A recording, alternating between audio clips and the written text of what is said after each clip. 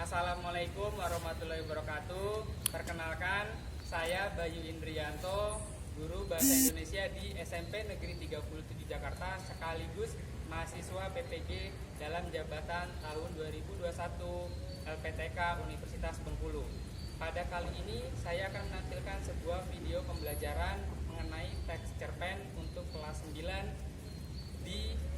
atau menggunakan media Zoom. Selamat menyaksikan. Bismillahirrahmanirrahim. Assalamualaikum warahmatullahi wabarakatuh. Selamat siang semuanya. Waalaikumsalam, Pak. Waalaikumsalam, Pak. Selamat siang, Pak. Wah, mantap ya. Gimana kabarnya hari ini? Sehat semua? Alhamdulillah sehat, Pak. Oke, baik. Mungkin sebelum kita mulai, saya mau coba presensi dulu ya. Siti Siva hadir? Hadir, Pak. Hadir. Cecil hadir? Hadir, Pak. Oke, Savana hadir? Hadir, Pak. Oke, Alvin hadir? Hadir, Pak. Oke, Sakira hadir? Hadir, Pak. Oke, Rahel hadir? Hadir, Pak. Oke, Sarah Siva hadir? Hadir, Pak. Oke, Sesa hadir? Hadir, Pak. Oke, Fatir hadir? Hadir, Pak. Baik. Bismillahirrahmanirrahim. Assalamualaikum warahmatullahi wabarakatuh. Sekarang sebelum kita mulai ya teman-teman, alangkah baiknya kalau kita berdoa. Saya minta dong buat ketua kelasnya untuk memimpin berdoa kepada siapa? Fatir ya, Baik, ketua Pak. kelasnya ya. Alvin ya. Silakan, Vin. Saya, Ayo, Pak. Vin.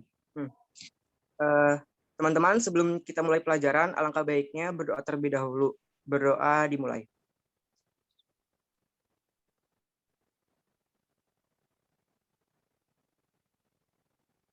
Berdoa selesai. Amin amin ya rabbal alamin. Oke, terima kasih kepada Alvin. Mudah-mudahan dengan kita selalu membiasakan diri kita dengan berdoa, selalu membiasakan diri kita untuk berserah diri kepada Allah, kita bisa mendapatkan pelajaran, kita bisa mendapatkan ilmu dan juga pengalaman dari yang kita lakukan siang hari ini. Semoga apa yang kita lakukan hari ini itu juga menjadi amalan dan berkah kita untuk akhirat nanti. Seperti itu. Oke.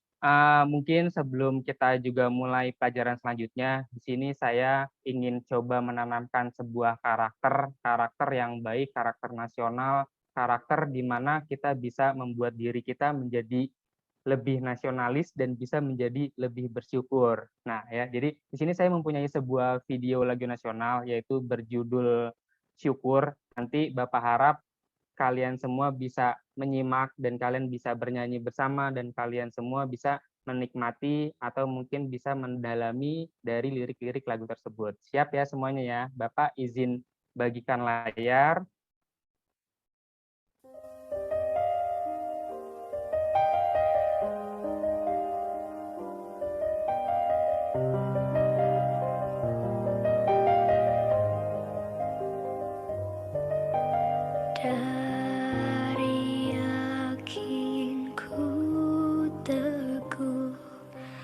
Hati ikhlasku penuh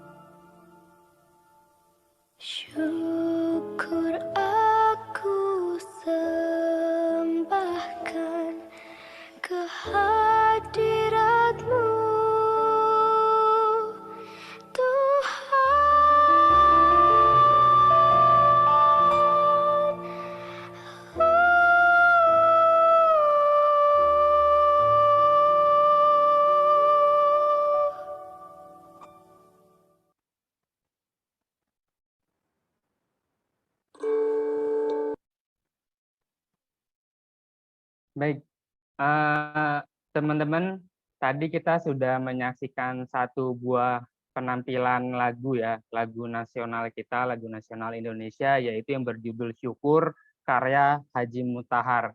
Nah, dari lagu tersebut kita bisa mengambil sebuah nilai, kita bisa menampilkan sebuah karakter di mana negara kita sudah menjadi negara yang merdeka, tapi masih banyak dari kita itu masih belum bersyukur gitu ya.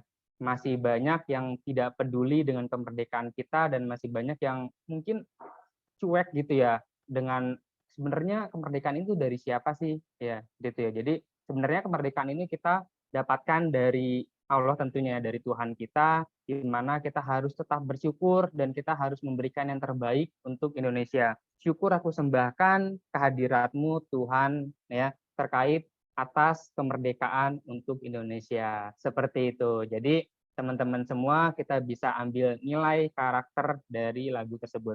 Oke, sekarang kita akan masuk ke bagian selanjutnya, tapi sebelum saya masuk ke bagian selanjutnya, saya mau coba dong, kemarin itu kita belajar apa ya sebelumnya ya? Saya Pak, Oh, oke, silakan Vin. Gimana Vin? materi pelajaran sebelumnya tentang teks cerpen. Cerpen atau cerita pendek adalah bentuk prosa, naratif, fiktif. Cerpen cenderung padat atau langsung. Ciri-ciri cerpen, ceritanya fiktif atau rekaan, fokus pada satu aspek, mengungkapkan masalah yang penting saja, cerita pendek atau singkat. Itu Pak.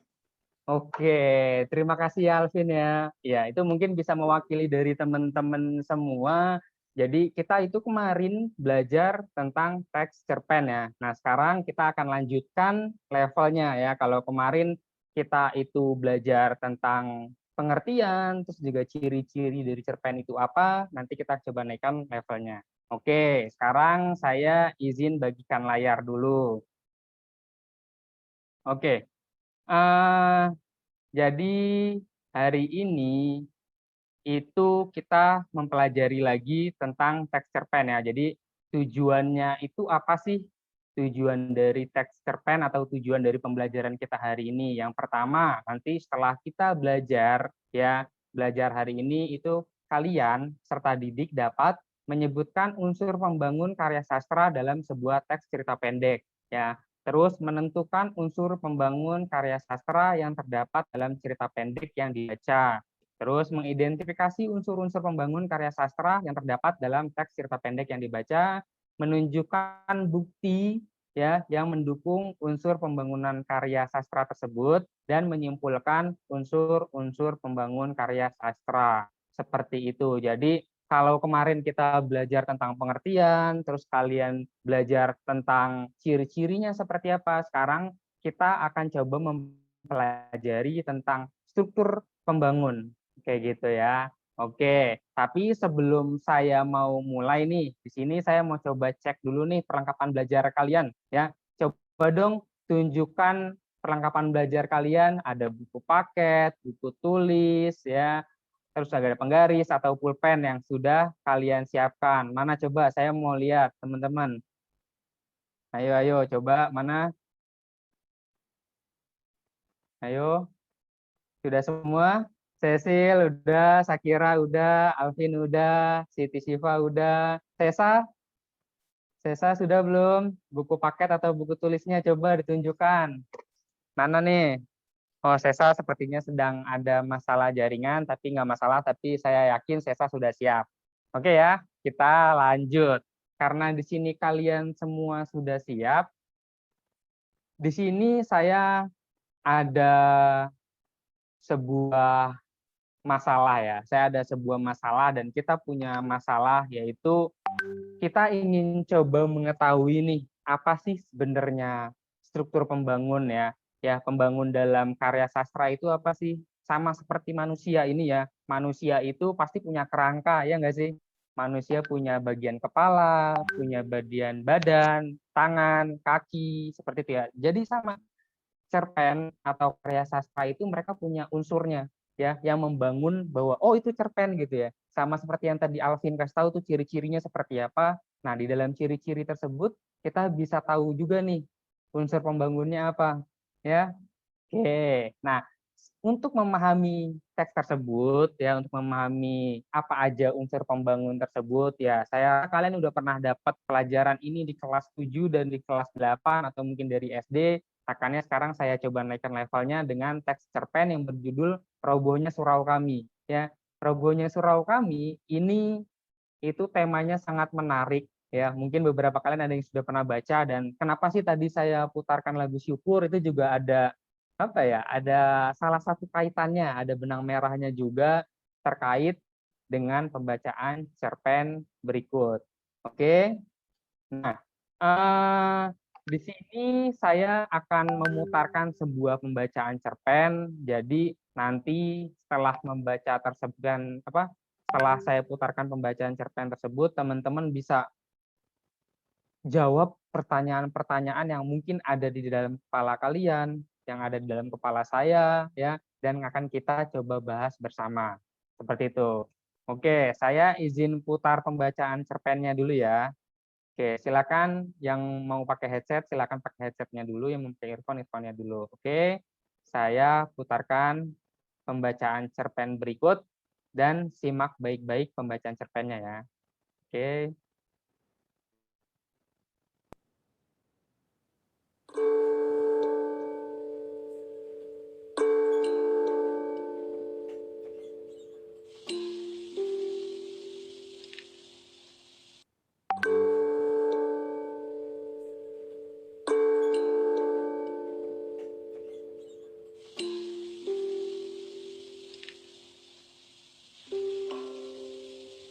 Kalau beberapa tahun yang lalu Tuan datang ke kota kelahiranku dengan menumpang bis, Tuan akan berhenti di dekat pasar. Maka kira-kira sekilometer dari pasar akan sampailah Tuan di jalan kampungku. Pada simpang kecil ke kanan, simpang yang kelima, membeloklah ke jalan sempit itu. Dan di ujung jalan nanti akan Tuan temui sebuah surau tua. Di depannya ada kolam ikan, yang airnya mengalir melalui 4 buah pancuran mandi. Dan di pelataran kiri surau itu akan Tuan temui seorang tua yang biasanya duduk di sana dengan segala tingkah ketuaan dan ketaatannya beribadah. Sudah bertahun-tahun ia sebagai Garin, penjaga surau itu. Orang-orang memanggilnya kakek.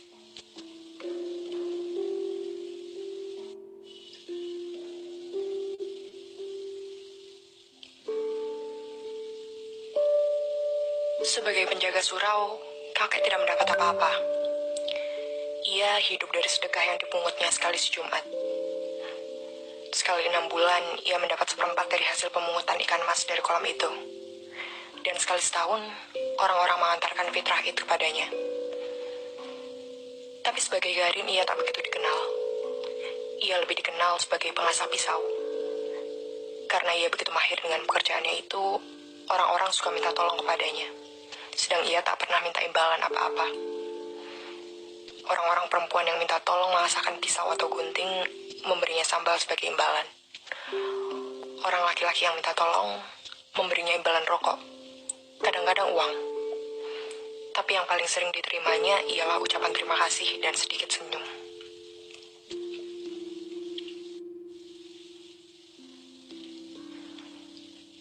Tapi kakek ini sudah tidak ada lagi sekarang. Ia sudah meninggal. Dan tinggallah surau itu tanpa penjaganya. Hingga anak-anak menggunakannya sebagai tempat bermain. Memainkan segala apa yang disukai mereka. Perempuan yang kehabisan kayu bakar sering suka mencopoti papan dinding atau lantai di malam hari. Jika Tuan datang sekarang, hanya akan menjumpai gambaran yang mengesankan suatu kesucian yang bakal roboh. Dan kerobohan itu kian hari kian cepat berlangsungnya. Secepat anak-anak berlari di dalamnya, secepat perempuan mencopoti pekayuannya. Dan yang terutama ialah sifat masa bodoh manusia sekarang, yang tak hendak memelihara apa yang tidak dijaga lagi. Dan biang keladi dari kerobohan ini ialah sebuah dongengan yang tak dapat disangkal kebenarannya. Beginilah kisahnya. Sekali hari aku datang pula mengupah kakek. Biasanya, kakek gembira menerimaku karena aku suka memberinya uang.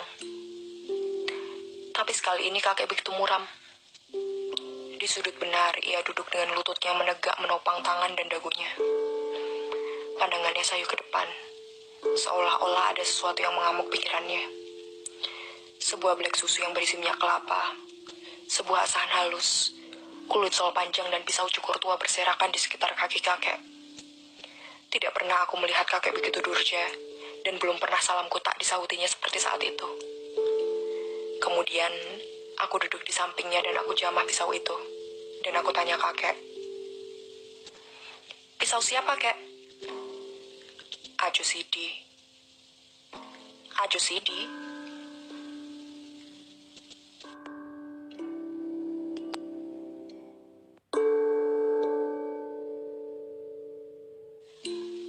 Kakek tak menyahut. Maka, aku ingat Ajo Sidi, si pembual itu. Sudah lama aku tak ketemu dia, dan aku ingin ketemu dia lagi. Aku senang mendengar bualannya. Ajo Sidi bisa mengikat orang-orang dengan bualan yang aneh-aneh sepanjang hari. Tapi ini jarang terjadi, karena ia begitu sibuk dengan pekerjaannya. Sebagai pembual, sukses terbesar baginya ialah karena semua pelaku-pelaku yang diceritakannya menjadi model orang untuk diejek, dan ceritanya menjadi pameo, akhirnya. Ada-ada saja orang-orang di sekitar kampungku yang cocok dengan watak pelaku-pelaku ceritanya. Ketika sekali ia menceritakan bagaimana sifat seekor katak, dan kebetulan ada pula seorang yang ketagihan menjadi pemimpin berkelakuan seperti katak itu, maka untuk selanjutnya pimpinan tersebut kami sebut pimpinan katak. Tiba-tiba aku ingat lagi pada kakek dan kedatangan Ajo Sidi padanya.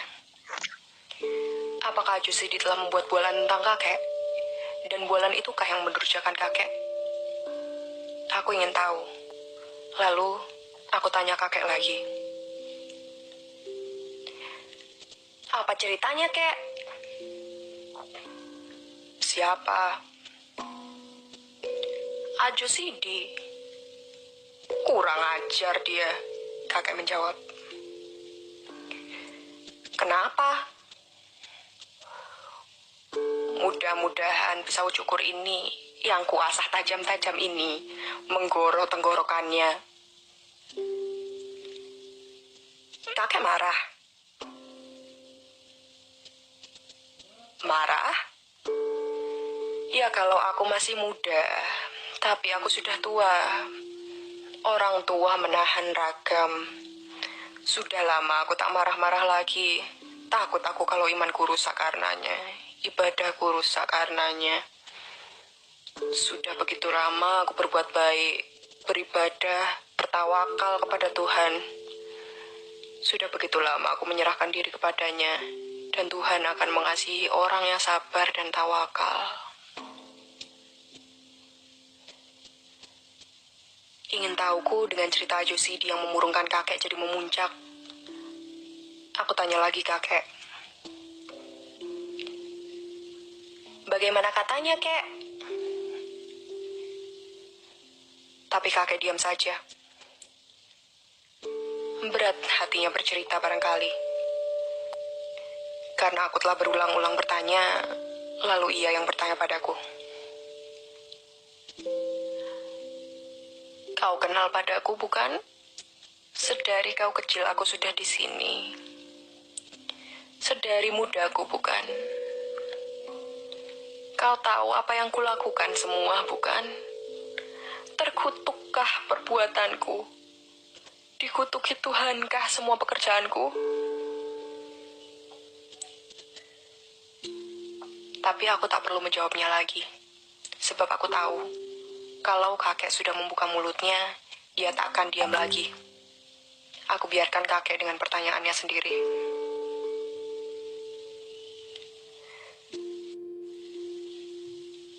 "Sedari muda aku di sini, bukan? Tak ku ingat punya istri, punya anak, punya keluarga seperti orang lain. Tak ku pikirkan hidupku sendiri. Aku tak ingin cari kaya, bikin rumah. Segala kehidupanku, lahir batin ku serahkan kepada Allah Subhanahu wa Ta'ala. Tak pernah aku menyusahkan orang lain. Lalat seekor enggan aku membunuhnya, tapi kini aku dikatakan manusia terkutuk. Umpan neraka. Marahkah Tuhan kalau itu yang kulakukan sangkamu? Akan dikutukinya aku kalau selama hidupku aku mengabdi kepadanya. Tak aku pikirkan hari esokku, karena aku yakin Tuhan itu ada dan pengasih dan penyayang kepada umatnya yang tawakal.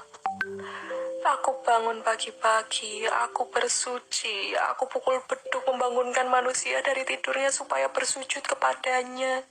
Aku sembahyang setiap waktu, aku puja-puji dia, aku baca kitabnya. Alhamdulillah, kataku bila aku menerima karunia-Nya. Astagfirullah, kataku bila aku terkejut. Masya Allah, kataku bila aku kagum. Apa salahnya pekerjaanku itu? Tapi kini aku dikatakan manusia terkutuk. Ketika kakek terdiam agak lama, aku menyelakan tanyaku. Iya, katakan kakek begitu, kek. Ia tak mengatakan aku terkutuk, tapi begitulah kira-kiranya. Dan aku melihat mata kakek berlinang. Aku jadi belas kepadanya. Dalam hati, aku mengumpati Ajusidi yang begitu memukuli hati kakek.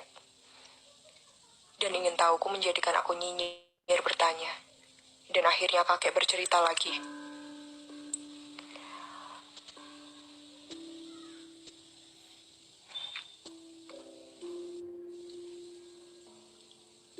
Pada suatu waktu, kata Ajusidi memulai, di akhirat Tuhan Allah memeriksa orang-orang yang sudah berpulang. Para malaikat bertugas di sampingnya. Di tangan mereka tergenggam daftar dosa dan pahala manusia. Begitu banyak orang yang diperiksa. Maklumlah, di mana-mana ada perang. Dan di antara orang-orang yang diperiksa itu ada seorang di dunia dinamai Haji Saleh. Haji Saleh itu tersenyum-senyum saja, karena ia sudah begitu yakin akan dimasukkan ke dalam surga. Kedua tangannya ditopangkan di pinggang sambil membusungkan dada dan menegurkan kepala ke kuduk. Ketika dilihatnya orang-orang yang masuk neraka, bibirnya menyunggingkan sunyi ejekan. Dan ketika ia melihat orang yang masuk surga, ia melambaikan tangannya, seolah hendak mengatakan, selamat ketemu nanti. Bagi tak habis-habisnya orang yang berantri begitu panjang, susut di muka, bertambah yang di belakang, dan Tuhan memeriksa dengan segala sifatnya. Akhirnya, sampailah giliran Haji Saleh. Sambil tersenyum bangga ia menyembah Tuhan, lalu Tuhan mengajukan pertanyaan pertama.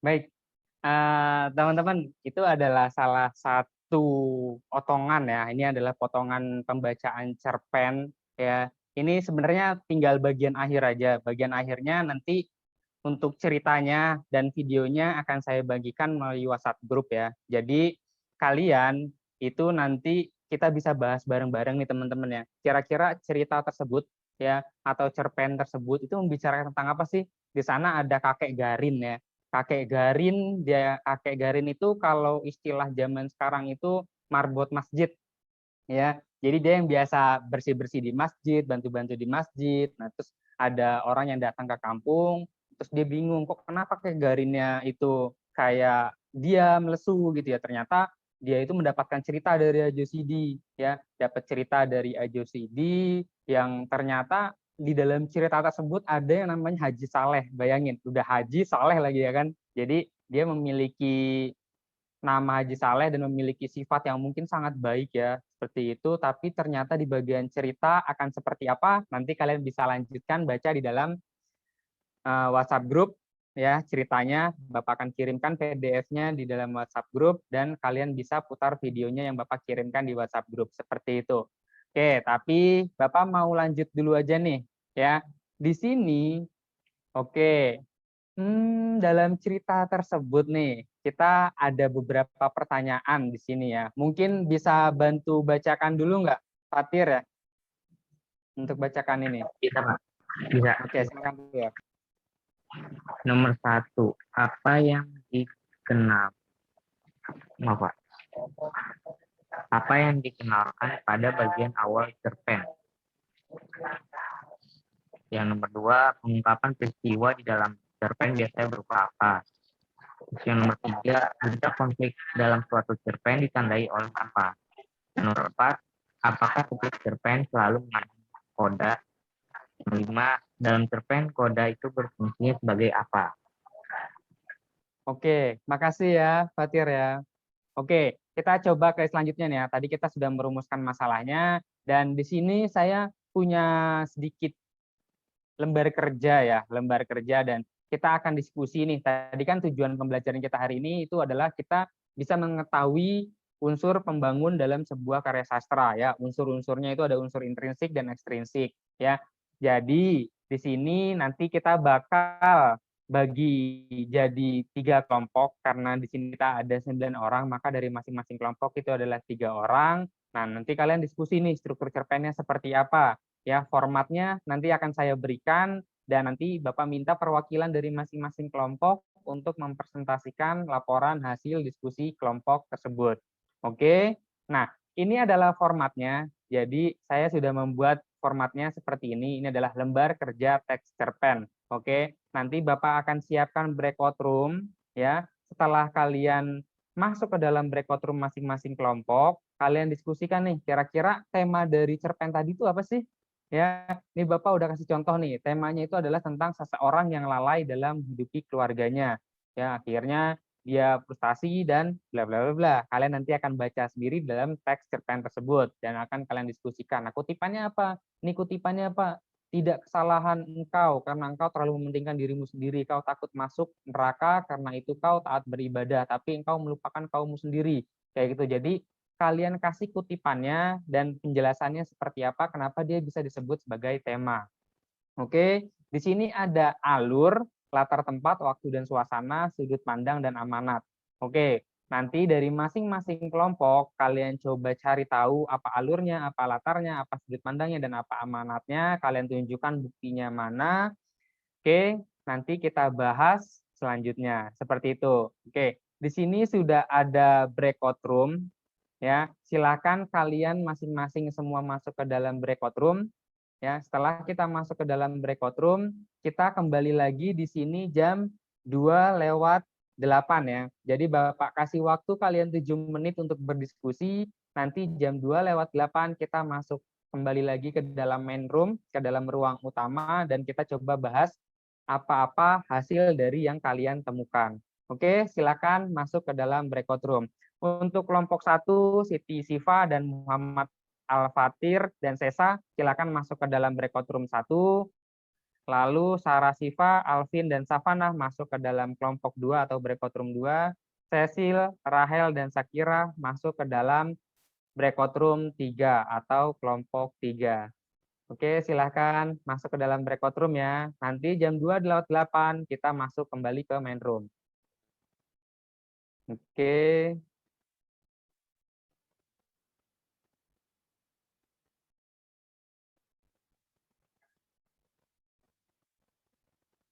Oke, silahkan Cecil, Sahira, Sarah masuk ke dalam breakout room ya.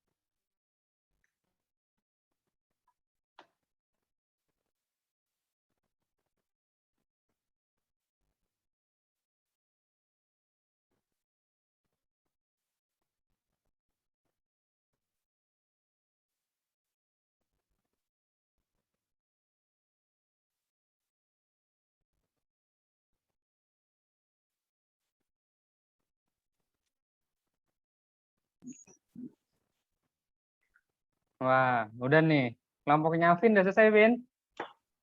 Sudah, Pak. Mantap. Kelompoknya siapa nih? Sarah Siva udah selesai belum? Oh, satu kelompok ya? Iya, Pak, satu kelompok. Oh iya. Sama Savana juga. Yoi. Kita tunggu ya. Oke, ini kelompok 3 nih, baru pada datang. Sakira, Rahel, sudah? Sarah? Sudah, Pak. Oh, udah ya. Cecil, udah ya. Kita tunggu kelompok 1.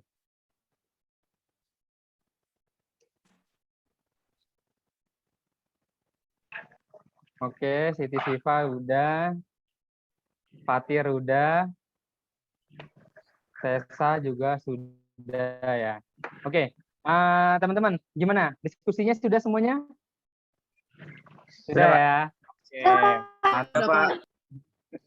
Nah, coba dong, Bapak mau tahu dong dari kalian nih. Tadi kan kalian sudah diskusi ya, Bapak minta perwakilannya dari masing-masing kelompok untuk coba memaparkan apa hasil temuan yang kalian bahas ketika kalian berdiskusi di dalam breakout room.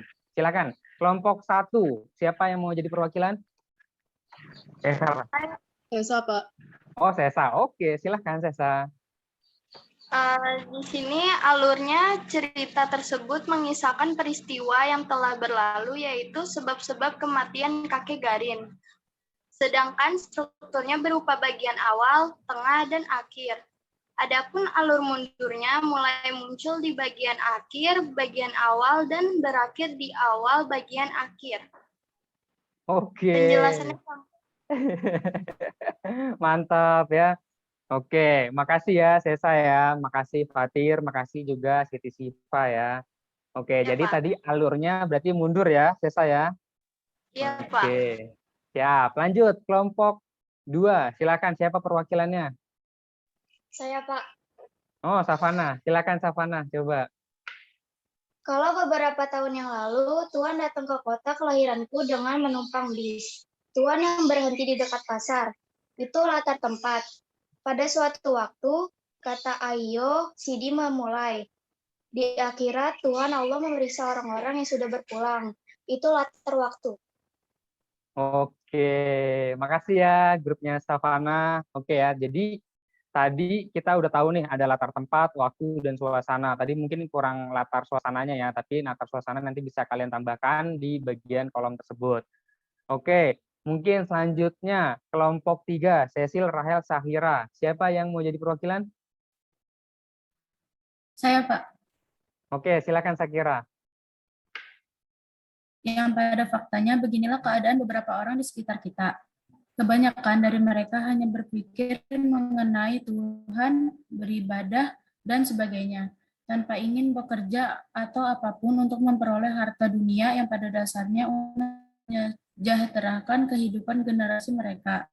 Cerpen ini memberitahu kita bahwa kehidupan di dunia harus dengan masalah ibadah pada Tuhan, sehingga saat kita beribadah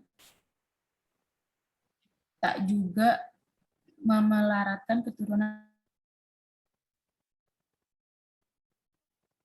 Wah, makasih ya Sakira ya, walaupun agak sedikit putus-putus, tapi itu sepertinya masalah jaringan, tapi nggak masalah. Di sini tadi dari kelompoknya Sakira, ya Cecil sama Rahel itu udah menyebutkan amanat, itu benar banget ya. Jadi sebenarnya di dalam cerpen tersebut tuh nyindir banget orang-orang yang mungkin dia terlalu taat beribadah, tapi dia melupakan sekitarnya. Ya, kayak gini nih teman-teman ya, saya bisa kasih sedikit gambaran kalau di dalam cerpen tersebut itu kakek Garin itu seperti ini, ya. Kakek Garin ya, dia oke ya, jadi si kakek Garin itu dia taat beribadah, dia selalu sholat, dia selalu beribadah, dia selalu mengaji, tapi dia melupakan hidup atau melupakan orang-orang yang ada di sekitarnya. Padahal yang namanya kita sebagai umat beragama itu kita ada istilahnya namanya habluminallah dan habluminanas, bener nggak teman-teman ya? Jadi selain kita berhubungan dengan Tuhan, kita juga harus berhubungan dengan sesama manusia. Seperti itu ya. Jadi seharusnya kakek Garin itu dia boleh tetap dia beribadah, dia sholat, dia rajin, dia mengaji seperti itu, tapi dia seharusnya juga beribadah atau dia juga berkomunikasi terhadap manusia yang lain gitu ya. Jadi selain hablum minallah, kita juga harus melakukan hablum minannas seperti itu. Jadi dari kelompok 3 tadi itu benar banget ya. Jadi kita nggak cuma taat beribadah gitu ya, tapi kita juga harus ada interaksi sama manusia. Kita juga harus menjadi seorang laki-laki, menjadi seorang ibu yang membiayai anak-anaknya, mengurus anak-anaknya. Jangan seperti kakek Garin gitu ya. Dia ibadahnya banyak tapi keluarganya terlantar kayak gitu ya. Jadi itu salah satu bentuk bahwa kakek Garin itu nggak bersyukur, kakek Garin itu dia lupa seperti itu. Padahal itu adalah poin penting yang bisa kita dapatkan dari cerpen tersebut gitu. Oke, sampai sini ada yang mau ditanyakan lagi nggak teman-teman? Tidak ada ya. Oke, kalau tidak ada, jadi itulah unsur intrinsik. Jadi sebenarnya sama seperti manusia yang punya kepala, badan, kaki, dan tangan, sebenarnya karya sastra, ya, prosa dan cerpen ini dia punya struktur. Ya, tadi ada tema, ada alur, ya, ada latar, ada sudut pandang, ada amanat, kayak gitu ya. Sebenarnya ada lagi tokoh dan penokohan, tapi karena di sini kita waktunya hanya 1 kali 45 menit, waktunya sangat terbatas, maka kita hanya bahas 4 tersebut. Oke, sebelum Bapak mengakhiri pelajaran hari ini, Bapak mau sedikit evaluasi nih, ya. Bapak izin bagikan layar. Sekarang Bapak ada sedikit latihan buat teman-teman semua. Silakan bergabung di dalam quizis, ya, seperti biasa. Ini adalah quizisnya. Silakan kalian masuk dengan kode yang ada, atau kalian bisa juga masuk dengan link yang tersedia. Bapak akan share di kolom chat. Oke. Nah, silakan masuk ke dalam quizis. Ayo teman-teman. Di sini ada 10 pertanyaan untuk menguji kalian kira-kira dapat nggak sih pelajaran hari ini? Seperti itu. Ayo gunakan nama kalian ya. Oke, jangan pakai nama samaran. Silakan bergabung di dalam quizis tersebut. Jika ada yang punya kendala, sampaikan aja ya di Zoom ya. Oke, silahkan. Bapak masih menunggu partisipan. Oke, Sakira sudah bergabung. Oke, Siva, Azara sudah bergabung. Fatir sudah bergabung. Alvin di Satrio sudah bergabung.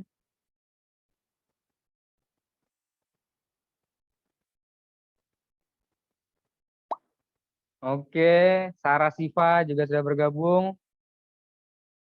Sesa sudah bergabung. Savana sudah bergabung. 2 orang lagi.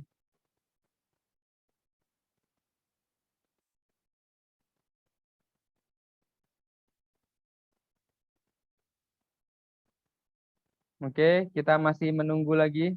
2 orang lagi. Apakah ada kendala?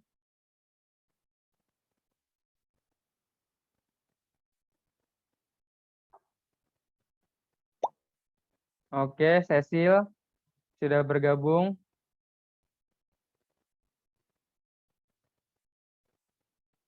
Siapa lagi yang belum? Sisa udah. Sakira sudah, Alvin udah, Sarah Siva udah, Fatir udah. Sudah semua ya? Oh, akhirnya. Oke, ini sudah 9 orang bergabung. Kita akan langsung mulai dan silakan kerjakan ya apa-apa yang sudah kalian dapatkan hari ini. Oke, ya di sini ada 10 pertanyaan terkait teks cerpen dan unsur intrinsik cerpen. Bapak mulai ya, 3, 2, 1.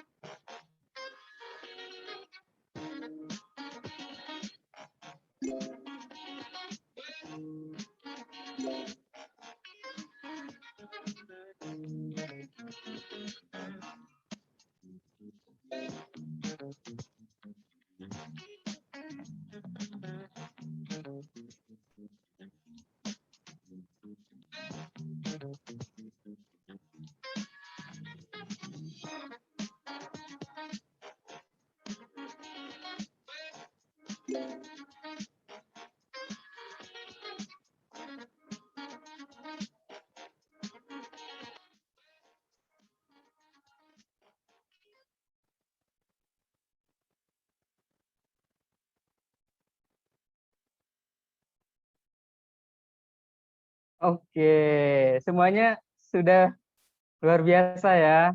Gimana kuisisnya? Wah, mantap banget ya. Tadi Fatir mendapatkan nilai tertinggi nih. Waduh, udah selain cepat, dia juga berhasil menyelesaikan hasilnya dengan sangat baik ya. Itu luar biasa banget. Dan di sini saya bangga banget sama teman-teman semua karena berhasil mengerjakan soal ini dengan sangat baik. Ya, di sini Bapak punya laporan ya. Nanti jadi di sini Fatir mendapatkan 100, Sesa 100, Rahel 100, Alvin 100, Sarah Siva 100, oke, Sakira 100, Siva Azara 100, Savana 80. Wah, mantap. Masih. Nah, Cecilia di sini masih di bawah KKM. Nanti Cecilia akan ada remedial dari Bapak ya. Seperti itu. Oke, nggak apa-apa. Nggak usah berkecil hati, Cecilia. Namanya juga kita belajar, ya nggak ya? Oke. Sampai sini ada yang mau ditanyakan lagi tidak, teman-teman? Terkait materi hari ini tidak ada? Tidak ada, Pak. Oke, jika tidak ada, sekali lagi Bapak ucapkan terima kasih buat teman-teman semua sudah hadir ya di dalam ruang maya ini. Kita bisa belajar bareng, kita bisa main bareng, dan kita bisa mendalami materi tersebut, bahkan membaca cerpen tersebut secara bersama-sama. Oke, sekali lagi Bapak ingatkan buat teman-teman semua untuk jaga kesehatan ya, dan jaga protokol kesehatan seandainya kalian terpaksa banget harus keluar rumah dan kalian harus beraktivitas di luar. Seperti itu mungkin dari Bapak. Cukup sekian, kurang lebihnya mohon maaf. Wassalamualaikum warahmatullahi wabarakatuh. Terima kasih teman-teman semuanya. Terima kasih.